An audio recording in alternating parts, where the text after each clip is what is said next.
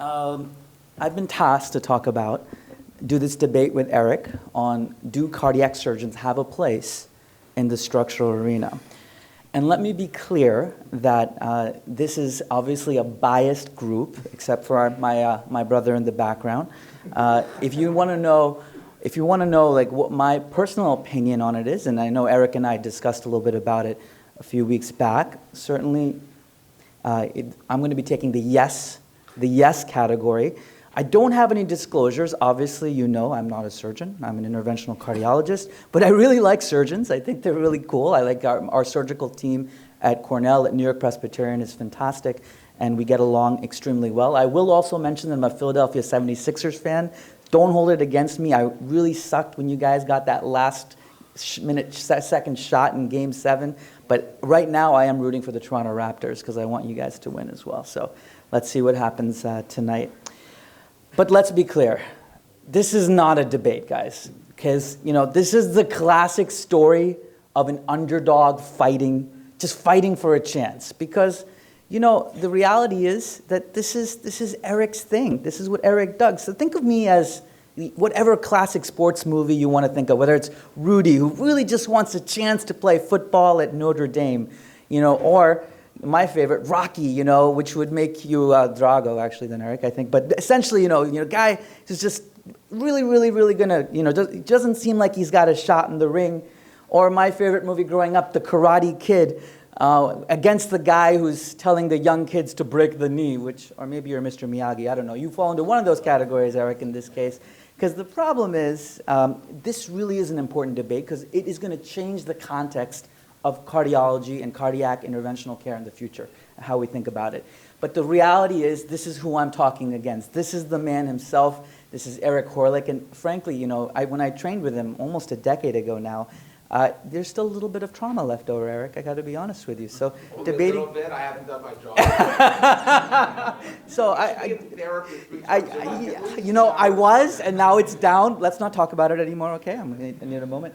But what does Eric have going for him for this debate? Well, first of all, he's got home court advantage, right? Let's look where we are. I had to come all the way across some strange northern border to this country that call themselves We the North. I mean, I don't even know what that means, but We the North. Okay, fine, you're the North. So I came here. I thought I was going to Toronto, Ohio, and I ended up here somehow or another. And so, fine. You all are staying at the Hilton. It's a great hotel. You've got nice beds. Eric put me in a Motel 6, literally in a tiny room with a little window, and all I can see is office at Toronto General Hospital. That's all I see. It stinks. He has really set the odds against me. It's not fair. I mean, I'm going to be honest. So it's his, obviously, you guys know this is his course. This is Lee's course. This is Mark's course. But it's also the debate topic he chose. And I tried to convince him to do a different debate. But he was like, no, I want this debate. I was like, okay, Eric, it's your course. You choose whatever you want. You're the man. And he is pretty good at debating. Now, Eric, in the years, I've seen him debate various luminaries. He's debated John Cheatham. You know who John Cheatham is, right? He's debated Barbara Mulder in the adult congenital heart disease world. Kim Jong-un, various important people he's debated and often come out on top. The last one you didn't do so hot with. It didn't really work. But the reality is, Eric is like an overwhelming presence. He's kind of like Sauron in Lord of the Rings, right? You see this great eye, and you think like, oh my God, what's the chance of this happening? But I'm your Frodo Baggins, Eric, so you're going to lose this because of the simple thing that I'm right in what I'm talking about here. What do you not have going for you in this debate? Well, what we're talking about, of including surgeons in structural heart interventions, is the power of teamwork, of keeping a construct that's been continued for the last couple of decades. Secondly, it's about playing in the sandbox. We have to play together in the sandbox together. Otherwise, we're going to have more infighting, and in the end, the goal is patient care. And a commitment to a team that has been constructed over the last 2 decades. So I think there's been a lot of spheres where we've seen more collaboration amongst the various silos in medicine. For example, in congenital heart disease, we all know that the whole idea of structural heart interventions is really a new concept to the adult world. It was really only the pediatric guys who did it. And the pediatric guys of yesteryear, and the legends you know by the first name, Zihad, Lee, all the people that you can just say they're one-liners and everybody knows them. They kind of controlled the whole universe, but it was really when transcatheter aortic valves came about that this whole structure came into play in the adult side. But since then, there has been fantastic collaboration between interventional cardiology and CT surgery. Eric, you're rolling your eyes at me. I think the collaboration has started from the very beginning. And we can talk about the reasons that happened, but since then we've had expansion to other types of structural procedures. There is blending of the fences between structural and congenital heart disease. That's the reason for this meeting. And there really has, the surgeon and the doc, or in this case, the surgeon and the interventional cardiologist, 3 decades ago, how close were you with your team, and how close are you now? How much more interaction, how much more dialogue, how much more different ideas do you bring to the table when you work together? It's been the foundation of the whole concept of the heart team model. And the heart team model is not just a theory. It really, really helps because it creates dialogue between the specialties. It allows multiple expertise to come into play, all for improving patient care. Now, Eric, I'm sure, is going to mention that how this started was much more of a cynical reason, and I agree. It started because of finances, right? It started because there were surgeons who were doing the AVRs and interventional cardiologists come within. So they made it, at least in the US, this Medicare thing where you have to have a surgeon and an interventional cardiologist to bill for a TAVR procedure. But the reality is what it's come into is that, and the other side of it is it does lead to joint decision making. Interventional cardiologists have gained in this. There is 20 years ago, how many interventional cardiologists were doing large vessel access in the arteries? How many were putting in percutaneous VADs and thinking even about putting in an ECMO? How many, all the aggressive approaches to alternative access, some of which we heard today. A lot of it is allowed by the fact that we've had that surgical collaboration to give us the ability to do that. And when surgeons are part of the team in our cases, they're invested. It has been a while since I remember a sudden emergency where a surgeon had to jump in a TAVR case. However, that being said, when they know the case, they're intimately there. If there's problems, it's much easier than calling them from an OR situation and saying, come in, and then having to explain the whole scenario. I think that's incredibly important. What we don't want is to go back to the wild, wild west. What's an example of that? In some ways, coronary disease.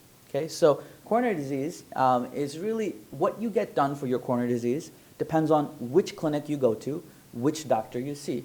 If you see someone who's aggressive, they'll stent it like it's hot. If you see someone who's not aggressive, they'll send you all to bypass. And really, there's some places where they've never met a coronary that they haven't stented. And is that the right thing? Well, sometimes when you have multivessel disease and you're diabetic, there seems to be a clear mortality benefit to bypass. However, I can tell you many of those patients aren't going to bypass because there is no heart team concept that's ubiquitous. And this is where TAVR started together from the very beginning, which is why it's been so important. So it is important to continue to break bread with our surgical colleagues, with you, my man, in the back, okay?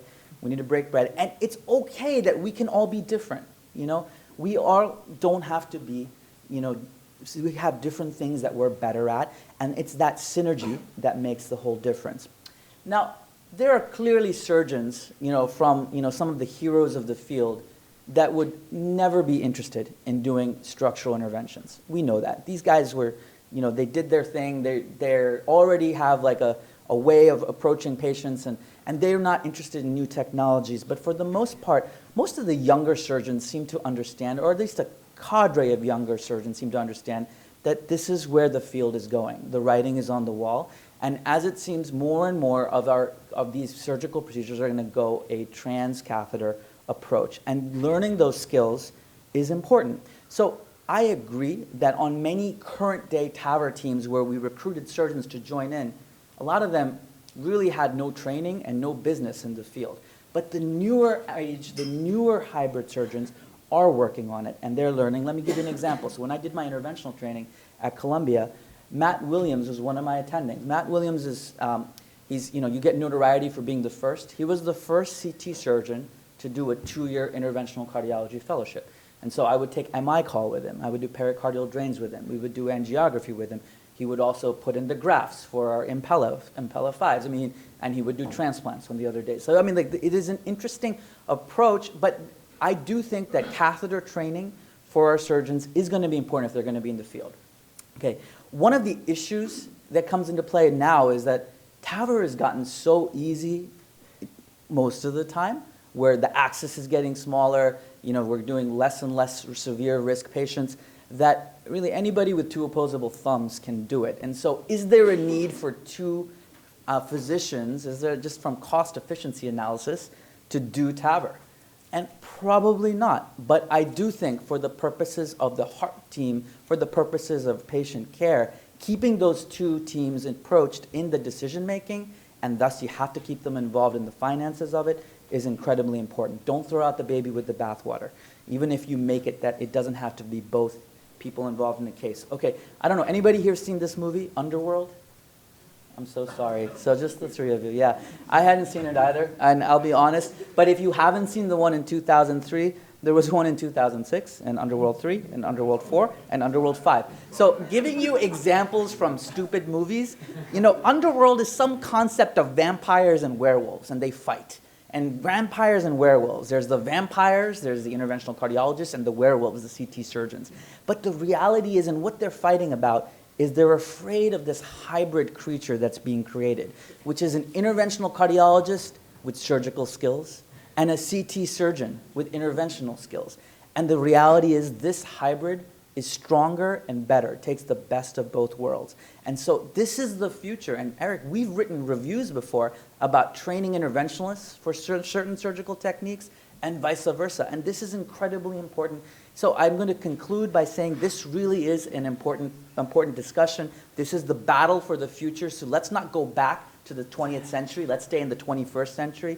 Don't let the odds and desire for self-preservation overwhelm you. So my fellow interventionalists, I say this to you again, ask not what your field can do for you. Think what you can do for your patients. And with that, I give the field to you. Thank you.